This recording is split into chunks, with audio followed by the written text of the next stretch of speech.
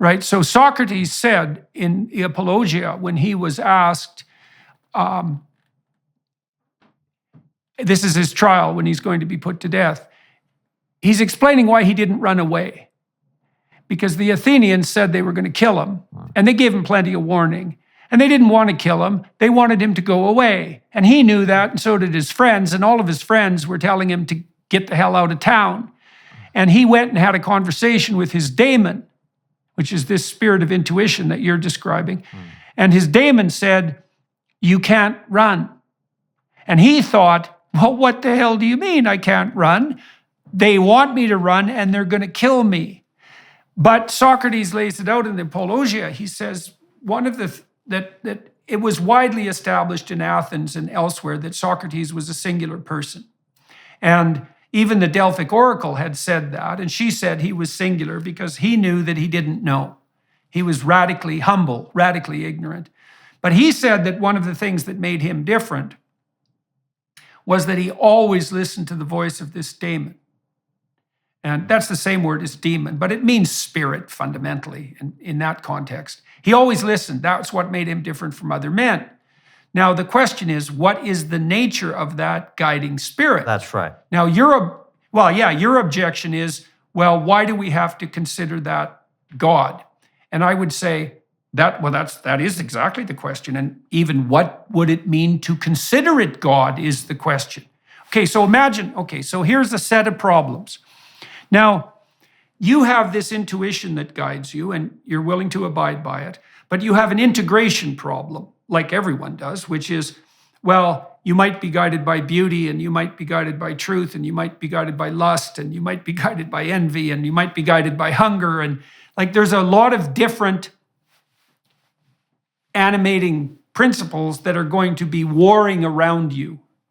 And if they're not integrated into something that's unified, then they're disintegrated and you're going to be pulled apart. Now, the other question you're asking is, why does that have to be conceptualized as God? Okay, so to answer that question, we'd have to do something like a technical analysis of what it means to consider something God. So I would say, well, something has to be put in the highest place. And the highest place is the place that takes predominance over all other places. And so if you're going to be guided by the spirit of your intuition, then by necessity, at least at that moment, you put it in the highest place. And that's to elevate it to the peak of Mount Sinai, symbolically speaking. It's to allow it to be the eye at the top of the pyramid through which you see. It's both of those things. And then I would say technically, and I learned this from Jung, is that regardless of what you call it, this animating spirit that you put in the highest place is functionally equivalent to God. And we could look at the sophisticated religious thinkers know perfectly well that God is beyond both name and conceptualization. Just like physical exercise, daily spiritual exercise is critical to your well-being, especially in a world where attacks on faith and religion are happening all around us every day. There's no better time for a daily habit of prayer than during this season of Lent with Hallow, the #1 Christian prayer app in the US and the #1 Catholic app in the world. With Hallow, you can pray every single day leading up to Easter alongside world-famous Catholics and Christians like Jim Caviezel, Father Mike Schmitz, and even Mark Wahlberg.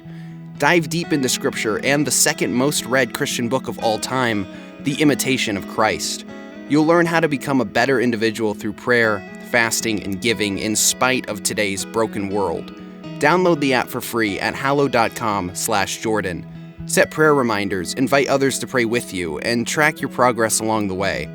Get an exclusive 3-month free trial at hallow.com/Jordan. That's hallow.com/Jordan.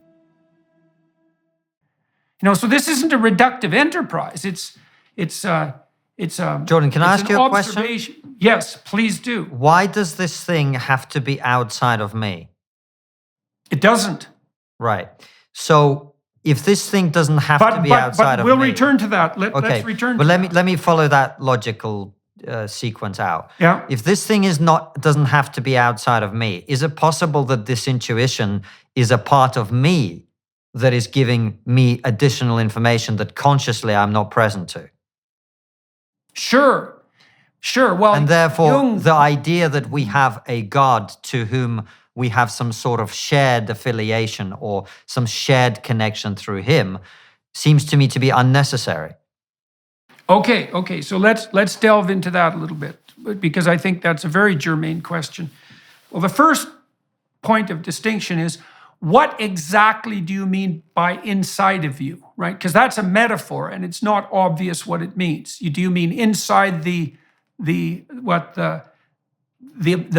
of your brain? Do you mean in the neural connections? Like, exactly what does inside mean? It Yes. means inside the psychological landscape, right? So is it inside the domain by of my imagination? body and brain, right?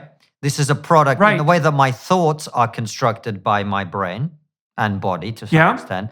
This is also a product of that, just through a different communication system. Okay, so fine. So let's take the biological route then. And that's fine. Let's just make it strictly biological then for the time being. So then you run into the problem of the intrinsic logos of the world. So let's say that you are conferring with something that's revealing itself within you that's biologically predicated. Well, then you might say, well, that's the wisdom of the world making itself manifest through the material realm. And that's really what the Greeks believed. Like, the Greek notion of logos was that there was an intrinsic order to the material world. And that if you allowed that order to make itself manifest within you, that would provide you with the most appropriate possible guidance. And the idea of the Socratic Daemon is a reflection of the logos of the intrinsic structure of the world. And so the notion would be, well, if you're in tune with the structure of the world as it reveals itself to you biologically, then you're acting in harmony with being itself. I'm perfectly happy with that formulation. There was a Judeo-Christian logos idea that got overlaid on top of that. When there was the, what would you call it, reconciliation between the Greek worldview and the Judeo-Christian worldview. And it adds an extra dimension to that, and you can tell me what you think about this. So in the Christian formulation particularly, Christ is the logos. That's a different idea than the logos or the logic of the world. But the idea there is that forthright confrontation with the catastrophe of existence will reveal the logos of existence to you. And so that's why those ideas could be overlaid. So imagine that you're going to consult your intuition, right? But here's the precondition. And you tell me if you think this is right or wrong. You have to admit that you have a problem first.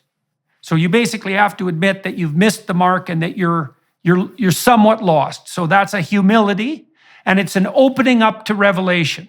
That's an attitude, a psychological attitude. Now, and that's a self-sacrificial attitude, because if you're going to learn something from the revelation, part of you is going to have to go, the part of you that's wrong. So you have to bring the psychological animating spirit to bear, which is humility and openness to correction, and then the voice of intuition will make itself manifest from, let's say, below.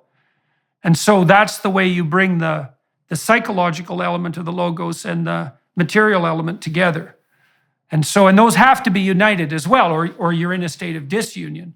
So that's how I would respond to that. Well, what I'm learning from this conversation is I'm a Greek philosopher, Jordan.